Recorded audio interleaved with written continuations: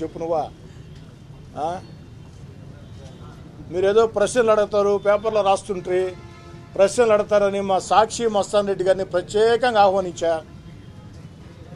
మస్తాన్ రెడ్డి గారు నా మీద బాధ అయింది. మురళి గారు నాయనా సాక్షి నాయనా సాక్షి విలేకరులతో సాక్షి కెమెరామెన్లతో సాక్షంగా మీరు ప్రవర్తించండి. బాధ్యతాయుతమైన అధికార పక్షంగా మేము ప్రవర్తిస్తాం. మేము చెప్పే మాటలు నిజాలు అనుకుంటే ప్రజలు మమ్మల్ని ఆదరిస్తారు. మీరు చెప్పే మాటలు నిజాలు అనుకుంటే ప్రజలు మిమ్మల్ని ఆదరిస్తారు. అంతేగాని చిల్లర మాటలు, చిల్లర రాజకీయాలు ఇవి కొనసాగిస్తే మీదైన భాషలో మీకు సమాధానం చెప్పక తప్పనిసరి పరిస్థితి వస్తే ఖచ్చితంగా నేను కానీ మా వాళ్ళు కానీ మీరు మాట్లాడిన మాటలకి 10 ఇంతలు సరిపోతుందా? 15 ఇంతలా? 100 ఇంతలు వద్దు, తట్టుకోలేదు. 100 ఇంతలు వద్దు, తట్టుకోలేదు. ఆ ప్రకారం వైసీపీ నేతలారా కాస్త ప్రజల కోసం ఆలోచన చేయండి. మేము చేసే తప్పులుంటే ఎత్తి చూపండి. నెల్లూరు రూరల్ నియోజకవర్గంలో అన్నిటికీ అధికార పార్టీ శాసనసభ్యుడిగా, ముఖ్యమంత్రి చంద్రబాబు నాయుడు గారి విధేయుడిగా నేనే బాధ్యత వహిస్తా. మీరు చెప్పింది ఏదైనా నిజం ఉంటే సరి చేసుకుంటాం. ఇందాక మీకు చెప్పా, పాల డబ్బాని మీరు అన్నారయ్యా, నేను కాదంటే కదా అని మిగతా విషయాలు కూడా చెప్పా. ఆ విధంగా హోందాయుత రాజకీయాలు చేద్దాం. అలా కాదు, మేము చెయ్యం, మేము ఎలాగే చేస్తాం, మేము చిల్లర రాజకీయాలు చేస్తాం, చిల్లర మాటలు మాట్లాడతాం అనుకుంటే దానికి ప్రతిస్పందన కూడా నేను వద్దు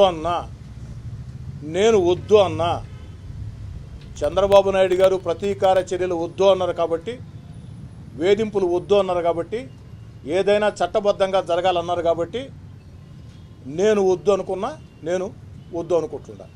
కానీ నెల్లూరు రూరల్లో మీరు బరి తెగిస్తే నేను వద్దు అన్న కొంతమంది నా వెంట నడిచే నాయకులు, కార్యకర్తలు అంగీకరించే పరిస్థితి కూడా రాకపోవచ్చు.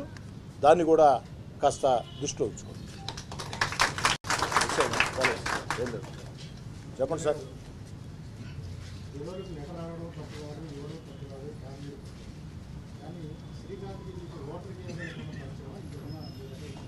శ్రీకాంత్ 2014లో నేను ఎమ్మెల్యేనయ్యా. నాకు తెలిసి అప్పటికే శ్రీకాంత్ జైల్లో ఉంది. అప్పటికే జైల్లో ఉన్నాడు. ఓటర్ కూడా కానట్టే కదా. నన్ను ఇష్టపడే కుటుంబాలు ఉంటాయండి. నెల్లూరు నగర, రూరల్ జిల్లా అంతా కూడా ఉంటాయి. నేను పరిచయం ఇష్టపడతారు, కొంతమంది ఇష్టపడరు. రెండూ ఉంటాయి. ఇష్టపడేవాళ్ళు ఎందుకు ఇష్టపడతారంటే వాడు కారణం చెప్పాలా, ఇష్టపడిన వాళ్ళు ఎందుకు ఇష్టపడరంటే వాడు కారణం చెప్పాలి.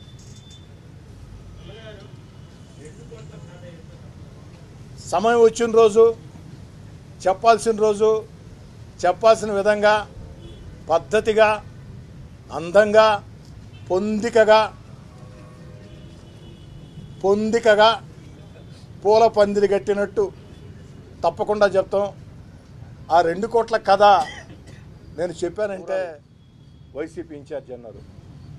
అయ్యా, రూరల్ వైసీపీ ఇన్ఛార్జ్ లేదా వైసీపీ రాష్ట్ర సోషల్ మీడియా, వైసీపీ రాష్ట్ర నాయకులారా, లేఖలు ఇవ్వటమే తప్పు అయితే మరి వైఎస్ఆర్ కాంగ్రెస్ పార్టీ అధికారంలో ఉన్న వేళ వైఎస్ఆర్ కాంగ్రెస్ పార్టీ రాష్ట్ర నాయకులు వైఎస్ జగన్ రెడ్డి గారికి ఈ రాష్ట్రంలో అత్యంత సన్నిహితుడు చెవిరెడ్డి భాస్కర్ రెడ్డి, సూళ్లూరుపేట శాసనసభ్యులు కిలివేటి సంజీవయ్య వారు ఇదే అవిలేష్ శ్రీకాంత్కి, వేరే వారికి కూడా కాదయ్యా, ఇదే అవిలేష్ శ్రీకాంత్కి లేఖ ఏ విధంగా ఇచ్చారు.